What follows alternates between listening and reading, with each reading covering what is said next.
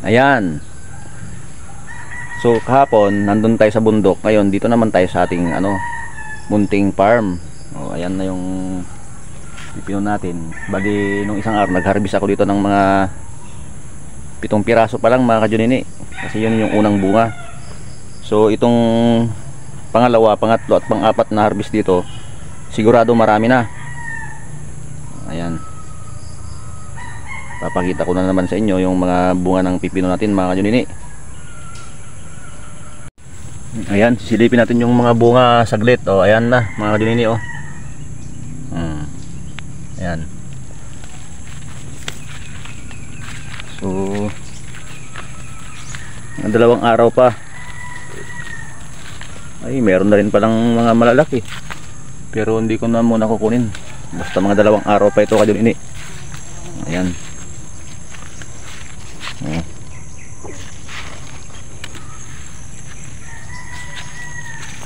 Siguro makapag-harvest tayo dito ng mga 10 kilo. Ayan.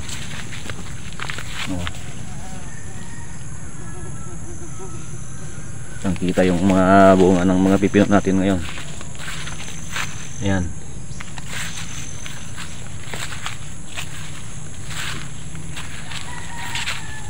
Yung iba nandun na sa lupa.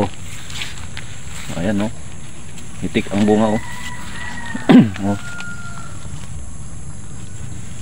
Yan yung sinasabi ko na epekto ng pagpupruning mga kajunini. Yan, na gaganda yung bunga. Pag nagtanim po tayo ng pipino kajunini, dito pa lang sa 1, 2, 3, pang-anim na dahon, tapos pag may lumabas po na side shoots dito sa pang-anim, lahat po ng nasa baba tanggalin natin kung gusto po natin gumanda yung bunga ng pipino natin. Ang mangyari, halos ganito po yung bunga. Kumbaga dito natin pabubungahin sa hanggang biwang natin yung pipino, para makita mo talaga na quality yung bunga. Pantay-pantay yan kajunini, 101%. Subukan ninyo sa mga gustong magtanim ng pipino. Ito kasi hindi ako masyadong nakapag-pruning tulad nito, bulok na. Dahil nga laging umuulan, hindi ako makapag-pruning. Ayan. Yung kagandahan kasi ng pagpupruning mga kajunini, magpupruning po tayo yung walang ulan, para pag nasugat po yung pipino natin ay madali pong maghilom pag mainit. Ayan. So ganyan po kalalaki ang bunga pagka nagpruning po talaga tayo. Pare-parehas po yan. Ayan. Ayan na. So bukas hindi pa natin harvestin to, mga susunod na araw pa, mga Wibes, para malalaki na ang mga bunga talaga. Ayan, para hindi lugi.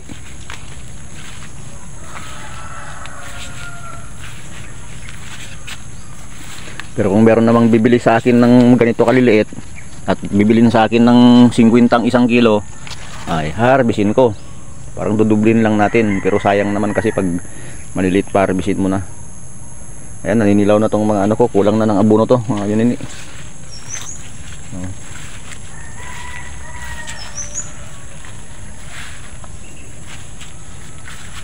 Yan, shout out sa lahat ng mga viewers ko, lalong-lalo na yung mga laging sumusuporta, nagsi-share ng videos natin. Maraming salamat po sa inyo at sa mga nagtitiwala po na magpatuloy pa tayo sa ating pagbablog, dahil yun nga, napakahirap talaga ng mag-iisang vlogger. Maraming vlogger na inaabot ng taon bago maging successful. Ganun naman talaga. Yung mga iba naman, hindi naman inaabot ng taon, nagiging successful na dahil siyempre talagang pinaghihirapan nilang gumawa ng content na kakaiba. Yung mga lalong-lalo sa mga nagmumukbang, yung kumakain dyan ng kung ano-ano. Ayan.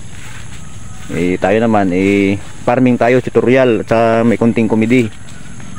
So medyo matatagalan pa tayo bago maging successful.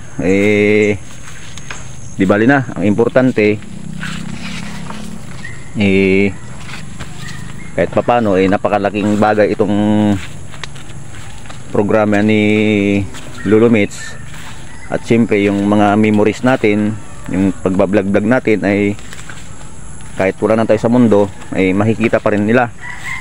Kumbaga meron tayong mga remembrance sa buhay natin na hindi nila makakalimutan. Ayan, yun ang kagandahan ng programa ng Facebook na to, mga kadidini. Kaya sa mga gustong mag-upload ng mga videos nila, kung wala naman kayong itinatago sa buhay ninyo, ay magandang ito, mag-upload. Yung mga kaibigan natin pwede mong i-upload, yung mga loved ones natin, ganyan. Kumbaga inspiration ba, o di ba? Yun nga, inspiration. Saka yung siyempre yung mga araw-araw na buhay natin, ganyan. Kung gusto mo lang namang i-upload, at siyempre ipapublic mo ngayon at makikita ng buong mundo, ayan, na yung buhay talaga natin ay ganito. At least wala tayong inaapakan na tao, wala tayong tinatago, di ba?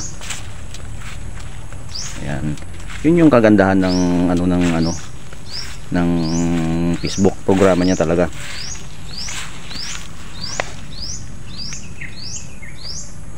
Kaya sa mga katulad kong small creators pa lang, content creator, ay tuloy-tuloy lang tayo. Para saan ba't makukuha rin natin yung gusto natin dito sa mundo ng reels, mga kanini. At pag nagre-reels ka, ay talagang maintindihan mo kung bakit kailangan mong upload ng video araw-araw. Ayan. Pero kung hindi ka naman nagre-reels, hindi mo talaga maintindihan na ang isipin mo ay nasisira na yata ng ulo sa Junini. Ayan. Pero yun ang hindi ninyo alam.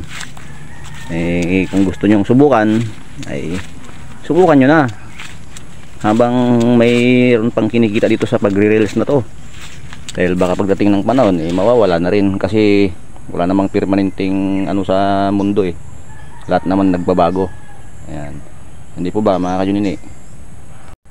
Basta ang malaga nag-i-enjoy tayo at nagbibigay tayo ng konting inspiration at tutorial. Yan. Para yung mga iba mainggan nyo rin kahit papaano. O, di ba? Para masaya. O, ayan.